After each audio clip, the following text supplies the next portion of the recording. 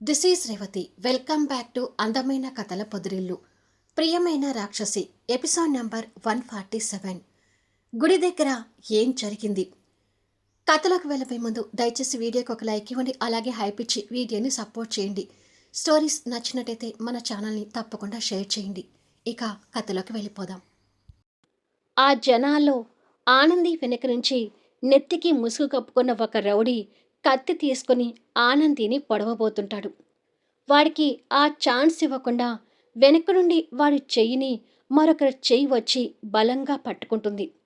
అది చూసి ఆ రౌడీ షాక్ అవుతూ పక్కకు చూసేసరికి వాడి కళ్ళకి అగ్ని జ్వాలల అమర్ కనిపిస్తుంటాడు. అమర్ని చూసి వాడు షాక్ అవుతుంటే వాడి చేతిలో ఉన్న కత్తి అమర్ దాటికి పట్టు కోల్పోతుంటుంది. ఆ విషయం అమర్ కుటుంబ సభ్యులకి ఏమాత్రం తెలియనివ్వడం లేదు. వెనుక ఏం జరుగుతుంది ఏంటి అనేది అశ్విన్ ఆనంది చూసుకోకుండా కుటుంబ సభ్యులతో కలిసి అమ్మవారి గుడిని చూస్తూ ముందుకు వెళ్తున్నారు.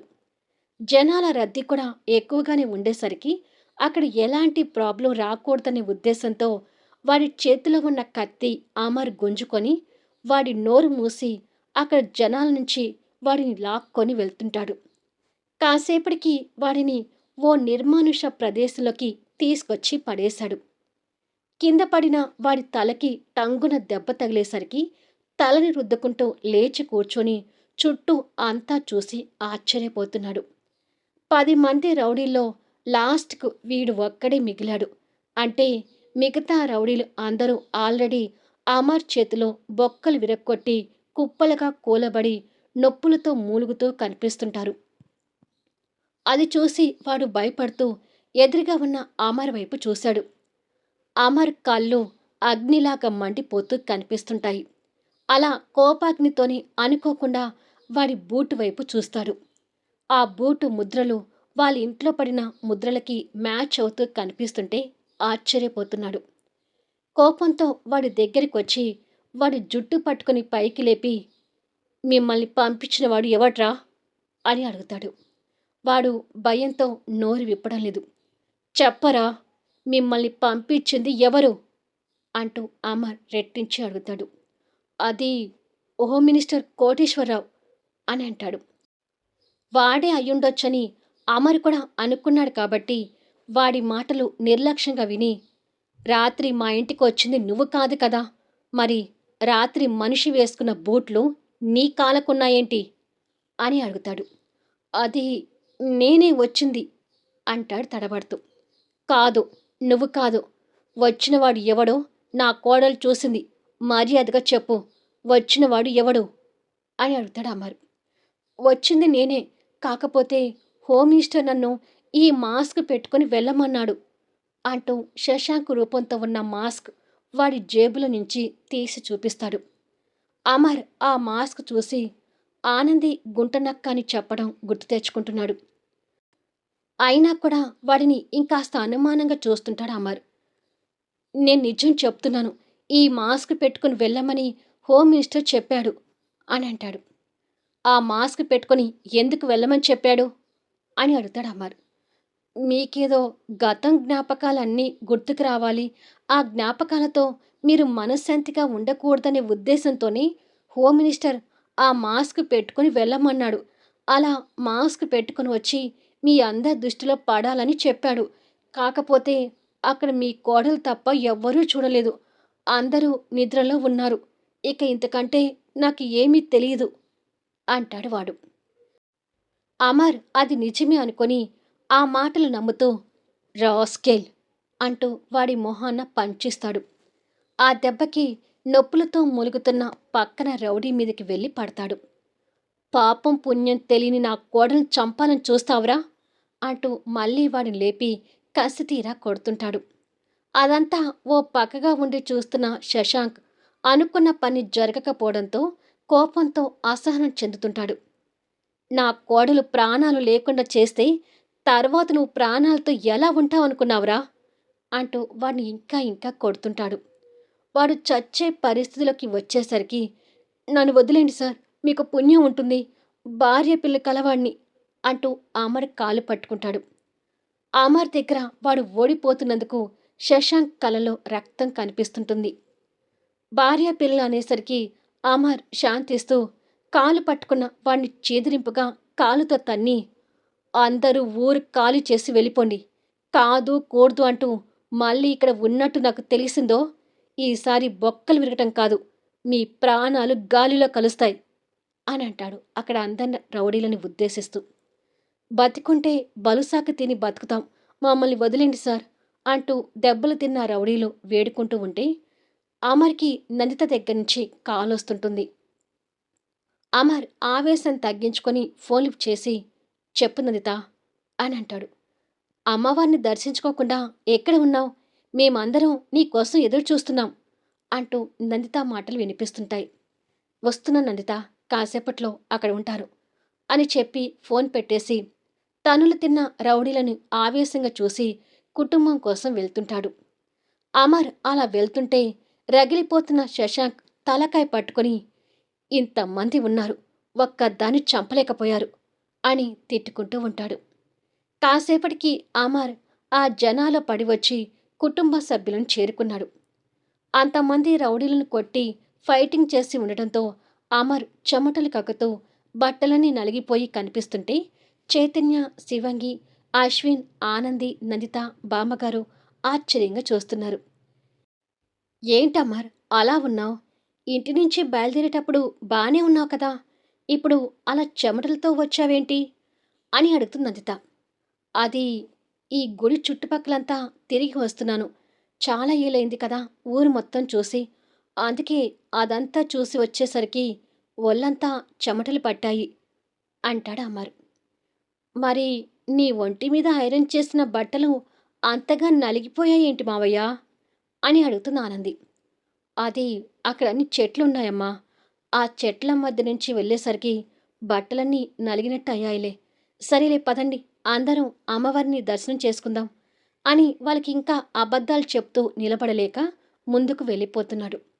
కానీ తండ్రేదో టెన్షన్ పడ్డాడని అశ్విన్కి చిన్న అనుమానంగా అనిపిస్తూ ముందుకు వెళ్తున్న తండ్రి వైపు చూస్తున్నాడు. పదండి అని నందిత అనగానే అందరూ అమర్తో కలిసి వెళ్తున్నారు. జంటలు జంటలుగా అమ్మవారిని దర్శించుకొని వాళ్ళ కోరికల్ని చెప్పుకుంటూ కొబ్బరికాయ కొడుతున్నారు. దర్శనం తర్వాత ప్రసాదం తింటూ జంటల వారిగా ఆ గుడి ఆవరణలో కూర్చున్నారు. మరి కాసేపటికి అమర్తో కలిసి తిరిగి ప్రయాణం మొదలుపెట్టారు. కుటుంబాన్ని కాపాడుకోవటం అమర్కి ఒక పరీక్ష అయిందనుకోవాలి. కుటుంబాన్ని కనిపెట్టుకుంటూనే అందరితో కలిసి ఇంటివైపు వెళ్తుంటే చిన్నతనంలో క్రికెట్ ఆడిన సందు అశ్విన్కి, చేతనికి మళ్ళీ కనిపించి అక్కడ ఆగిపోయారు. కానీ అశ్విన్ వెంటనే తేరుకొని ముందుకు అడుగులు వేస్తుంటే అక్కడే ఆగిపోయిన చేతిని చూసి, ఏంటన్నయ్యా అక్కడే ఆగిపోయావు అని అడుగుతుంది ఆనంది. మనమందరం కలిసి క్రికెట్ ఆడదామా అని అడుగుతారు చైతన్య. క్రికెటా అంటూ అందరూ ఆశ్చర్యంగా చూస్తుంటే, ఇప్పుడు క్రికెట్ ఎందుకు, అదేమీ లేదు పద అంటాడు అశ్విన్. చిన్ననాటి ఎమోషన్స్ ఏమైనా చైతన్యకి గుర్తొస్తాయేమో అనే భయంతో. లేదు లేదు, క్రికెట్ ఆడి చాలా రోజులవుతుంది, అందరం కలిసి ఆడదాం, నేను రెడీ అన్నయ్య అంటూ ఆనంది ముందే రెడీ అవుతుంది. నేను ఆడలేను కానీ మీరందరూ ఆడితే చూడాలని ఉందిరా అంటుంది బామ్మగారు. సరదాగా ఉంటుంది కదా, ఆడదాము అని నందిత చెప్పి, నువ్వేమంటావు అమర్ అంటూ అమర్ని అడుగుతుంది. ఇప్పుడు వాళ్ళ మాటల్ని పట్టించుకునే పరిస్థితిలో అమర్ లేడు. అమర్ ధ్యాసంతా ఆనందిని చంపబోయిన ఆ శత్రువుల మీదే ఉంది. అమర్ అలా వేరే ధ్యాసలో ఉండటం అందరూ చూస్తుంటారు. ఏమైంది అమర్, మాట్లాడు అని అడుగుతుంది నందిత. ఆ మాటతో అమర్ తేరుకొని, ఏంటి నందిత ఏమన్నావు అని అడుగుతాడు. నీ ధ్యాసంతా ఎక్కడ ఉంది అని అడుగుతుంది నందిత. ముందేంటో చెప్పు అంటాడు అమర్. అందరం క్రికెట్ ఆడతామని అనుకుంటున్నా మావయ్య, నువ్వేమంటావు అని అడుగుతున్న ఆనంది. ఆడాలని సరదా ఉంటే నేనైనా ఎందుకు కాదంటాను, మొదలుపెట్టండి అంటాడు అమర్ కాస్త నవ్వుతూ. ఏమి వద్దులే అమ్మా, ఇంటికి వెళ్ళిపోదాం పదా అంటాడు అశ్విన్. లేదు అమ్మా, ఆడాల్సిందే అని అక్కడ క్రికెట్ ఆడుతున్న పిల్లల దగ్గరికి వెళ్ళి, నాన్న పిల్లలు, కొంచెం ఈ బ్యాటు బాలు మాకివ్వరా, మేం కాస్త ఆడుకుంటాము అని అంటుంది ఆనంది. సరే ఆడుకోండి అక్క, మీ పెద్దలు ఆడుతుంటే మేము ఆడియన్స్ లాగా చూస్తాము అంటూ పిల్లలు ఆనందికి బ్యాటు బాలు ఇస్తారు. నాకు క్రికెట్ గురించి ఏమీ తెలీదు, అందుకని నేను మ్యాచ్ చూస్తూ కూర్చుంటాను అంటుంది శివంగి. నన్ను కొట్టడం అంటే నీకు ఇష్టమే కదా, బాల్ తీసుకుని నన్ను కొడితే నీకు బౌలింగ్ వచ్చినట్టే అంటాడు చైతన్య. అలా అయితే ఆడతాను అంటుంది హుషారవుతూ. కానీ నన్ను కొట్టే ఛాన్స్ నీకివ్వను, నువ్వు ఆడటానికి వీల్లేదు పో అని తనను పక్కకు నెడతాడు. ఈడియట్ అని తిట్టుకుంటూ ఉంటుంది శివంగి. కాసేపటికి అందరూ క్రికెట్ ఆడటానికి రెడీ అవుతారు. ముందు లేడీస్ ఫస్ట్ అంటూ ఆనంది బ్యాట్ తీసుకుంటే నందిత బాల్ తీసుకుంది. అత్తా కోడలు ఇద్దరూ చీర కుర్చీలు పైకి దోపి పోటా పోటీ పడి ఆడుతుంటారు. ఆ వయసులో కూడా నందిత బాల్ పట్టుకొని పరిగెత్తుతూ ఉంటే అమర్ తనని చూసి ఆ బాధని కాస్త మర్చిపోయి నవ్వుతుంటాడు. కాసేపటికి వాళ్ళకి ఆయాసం రావడంతో ఈసారి అమర్ బ్యాట్ తీసుకున్నాడు. బాల్ అశ్విన్ తీసుకున్నాడు. అలా తండ్రి కొడుకు బరిలోకి దిగుతారు. అశ్విన్ కొట్టే బౌలింగ్కి అమర్ చాకచక్యంగా ఆడుతూ బ్యాట్తో కొడుతుంటే బాల్ ఎక్కడో పోయి పడుతుంటుంది. అమర్ చేసే బ్యాటింగ్కి అసలు అశ్విన్ తట్టుకోలేనట్టుగా ఉంటుంది అమర్ ఆడే విధానం. ఆయనతో ఆడటం కష్టం అశ్విన్, కాలేజీలో ఆయన క్రికెట్ ఆడటంలో నెంబర్ 1 అంటుంది నందిత. అలా తండ్రి కొడుకు ఆడుతుంటే ఒక శివంగి తప్ప మిగతా వాళ్ళు ఇంట్రెస్టింగ్గా చూస్తూ ఉంటారు. ఇలా కొద్దిసేపటికి అమర్కి ఏదో ఫోన్ కాల్ వస్తుంటే తీసి చూశాడు. అది హోమ్ మినిస్టర్ నుండి వస్తున్న కాల్. ఆ కాల్ చూడగానే కళ్ళు ఎర్రగా మారిపోతూ, మీరాడండి, నాకు అర్జెంట్ కాల్ వచ్చింది, మాట్లాడాలి అని చెప్పి బ్యాట్ చైతన్యకిచ్చి దూరంగా వెళ్ళిపోతాడు. ఇప్పటి వరకు నువ్వు బౌలింగ్ చేశావు కదా, ఇప్పుడు బౌలింగ్ నాకివ్వు, బ్యాట్ నువ్వు తీసుకో అంటాడు చైతన్య. చిన్నప్పుడు ఎప్పుడు అశ్విన్ బ్యాటింగ్ చేస్తే చైతన్య బౌలింగ్ చేసేవాడు. ఆ విషయాలేవి చైతన్యకు గుర్తు రాకూడదనే ఉద్దేశంతో ఏం అవసరం లేదు, నేను బౌలింగే చేస్తాను అంటాడు అశ్విన్. అబ్బా ఏంటి అమ్మా, నీకు ప్రతిదీ పోటీని అంటూ అశ్విన్ దగ్గర నుంచి బలవంతంగా బాలు గుంజుకొని ఇదిగో అన్నయ్య అంటూ చైతన్యకి విసిరేస్తుంది ఆనంది. చైతన్య బ్యాట్ వదిలేసి బాల్ క్యాచ్ పడతాడు. అశ్విన్ కాస్త కంగారు పడుతూనే బ్యాట్ చేతిలోకి తీసుకున్నాడు. చైతన్య బాల్ వేస్తుంటే అశ్విన్ బ్యాటింగ్ చేసే విధానంలో చైతన్యకి నిదానంగా చిన్ననాటి జ్ఞాపకాలు గుర్తొస్తుంటాయి. ఇక అమర్ అందరికీ దూరంగా వెళ్ళి ఫ్యామిలీని చూస్తూ కాల్ లిఫ్ట్ చేసి హలో అని అంటాడు గంభీరంగా. తమ్ముడు బతికి ఉన్నాడనే అనుమానం ఏమాత్రం రాకూడదు అన్న ఉద్దేశంతో తమ్ముడు మాటలు విని హోమ్ మినిస్టర్ అమర్కి కాల్ చేస్తూ, నా మాటని పెడచెవిన పెట్టి నీ పెళ్ళం పిల్లలతో కలుస్తున్నావు అమర్, దీనికి నేనెందుకు ఒప్పుకుంటాను, అందుకే మీ వాళ్ళ ప్రాణాలు తీయటానికి సిద్ధపడ్డాను అంటాడు హోమ్ మినిస్టర్. రేయ్, నా వాళ్ళ జోలికి వస్తే చూస్తూ ఊరుకుంటాననుకున్నావా? ఎంత మోతుబరి అయినా సరే, ఎంత వీరుడైనా సరే, నా కుటుంబం జోలికి వచ్చిన వాళ్ళని ఉప్పు పాతర వేస్తాను అంటాడు ఆవేశంగా. అమరు మాటల్లో ఫోన్లో వింటున్నా కూడా రౌద్రంగా వినిపిస్తున్న ఆ మాటలకి హోమ్ మినిస్టర్ తమ్ముడి మీద ప్రేమతో గుటకలు మింగుతుంటాడు. ఇప్పుడు దాకా నేను నా కుటుంబానికి దూరంగా ఉన్నాను అంటే నీకు భయపడి కాదు ఓ మినిస్టర్. నందిత కారణంగా దేవి రమేష్ చనిపోయారని నందితకు తెలిస్తే తను తట్టుకోలేదు. అది ఒక కారణమైతే ఇంకొక కారణం, నీ తమ్ముడి ప్రాణాలు నా చేతిలో పోయినందుకు శిక్షగా నా ఫ్యామిలీకి దూరం అయ్యాను. మరొక కారణం, నీ తమ్ముని చంపినందుకు నేను జైలుకి వెళ్ళి ఉంటే ఆనంది చైతన్య విషయంలో నా స్నేహితులకి ఇచ్చిన మాటను తప్పిన వాడిని అవుతానని నీ దగ్గర తల వంచాను. ఇన్ని రకాలుగా ఆలోచించి నా భార్య పిల్లలకు దూరం అయ్యాను. అసలు ఇప్పటికిప్పుడు నా కుటుంబం దగ్గరికి వెళ్ళి ఎందుకు మిమ్మల్ని దూరం పెట్టాల్సి వచ్చింది, దేవి రమేష్ ఎలా చనిపోయారని వాళ్ళకి చెప్తే అందరూ కలిసి నీ అంతు చూస్తారు. కానీ నాకలా జరగటం ఇష్టం లేదు. చచ్చినవాడు దుర్మార్గుడైనా సరే, తప్పు నా చేతిలో జరిగింది కాబట్టి నేను శిక్ష ఫేస్ చేస్తున్నాను.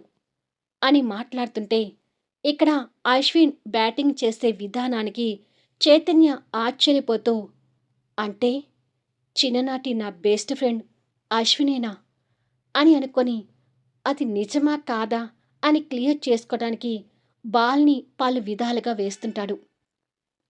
వస్తున్న ఆ బాల్ని అశ్విన్ చాకచక్యంగా ఎదుర్కొంటూ ఉంటే చిన్ననాటి బెస్ట్ ఫ్రెండ్ అశ్విన్ అని అర్థమవుతూ చిన్నప్పుడు ఒకరికొకరు భుజాల మీద చేతులు వేసుకొని మంచి స్నేహితులుగా తిరగటం గుర్తొస్తుంటే చైతన్య ఎమోషనల్ అవుతుంటాడు. వాళ్ళు ఆడుతున్న విధానాన్ని చూసి కుటుంబ సభ్యులు సంతోషంతో ఈలలు వేస్తుంటారు. అమర్ ఫ్యామిలీ అంతా సంతోషంగా ఉండటం చూస్తూనే హోమ్ మినిస్టర్తో కోపంగా మాట్లాడుతూ, అయినా నీ పిచ్చి కాకపోతే నేను భార్యాపిల్లలతో కలిసి వచ్చాను కానీ వాళ్ళకి దగ్గర కాలేదురా. అవ్వాలి అనుకుంటే మాత్రం మీ దుర్మార్గం గురించి చెప్పి వాళ్ళకి దగ్గర కావటం నాకు క్షణం కూడా పట్టదు. చూడు, నా టైం బాగలేక నా స్నేహితులైన రమేష్ దేవిని దూరం చేసుకున్నాను. అలా నా కుటుంబానికి కూడా దూరం చేసుకుంటాను అనుకుంటే అది నీ పొరపాటవుతుంది. ఎవరి కారణంగానైనా నా కుటుంబ సభ్యులకి ఏ చిన్న హాని కలిగినా సరే ఆ హాని తలపెట్టినవాడు ఇక భూమి మీద ఉండనివ్వను. పెళ్ళాం పిల్లలు వదిలేసి ఇంత శిక్ష అనుభవించిన నేను ఇప్పుడు నా కుటుంబానికి హాని కలిగించేవాడిని చంపి జైలు శిక్ష అనుభవించటం నాకు పెద్ద లెక్క కాదు. నేను అన్నిటికీ సిద్ధపడే కూర్చున్నాను. ఏం చేస్తావో చెయ్యి. నేను దాన్ని ఎలా ఎదుర్కోవాలో చూసి చూపిస్తాను అని అంటాడు. ఇక ఆ మాటలు హోమ్ మినిస్టర్ వినలేక ఫోన్ కట్ చేసి కంగారు పడుతుంటాడు.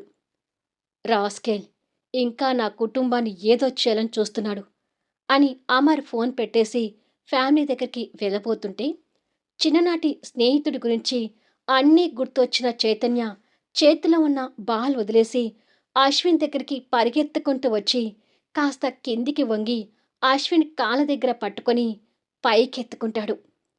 షిట్, ఏది జరగొద్దు అనుకున్నానో అదే జరిగింది అని ఇబ్బందిగా అనుకుంటాడు అశ్విన్. మళ్ళీ నెక్స్ట్ వీడియోలో కలుద్దాం. ఆ తర్వాత అశ్విన్ చైతన్య మధ్య ఏం జరగబోతుంది? అశ్విన్ ఆ స్నేహాన్ని ఒప్పుకుంటాడా? శశాంక్ మళ్ళీ నెక్స్ట్ ప్లాన్ ఏంటి? ఆ ప్లాన్లో శశాంక్ బతికి ఉన్నాడని అమర్కి తెలుస్తుందా? ఊహకు అందని సన్నివేశాలతో అద్భుతంగా సాగే కథా వీడియోస్ని మిస్ కాకుండా చూడండి. కథ నచ్చితే లైక్ చేయండి, హైప్ ఇవ్వండి, మీ అమూల్యమైన అభిప్రాయాలను తెలియచేయండి. అలాగే మన స్టోరీస్ని తప్పకుండా షేర్ చేయండి. Thank you for listening.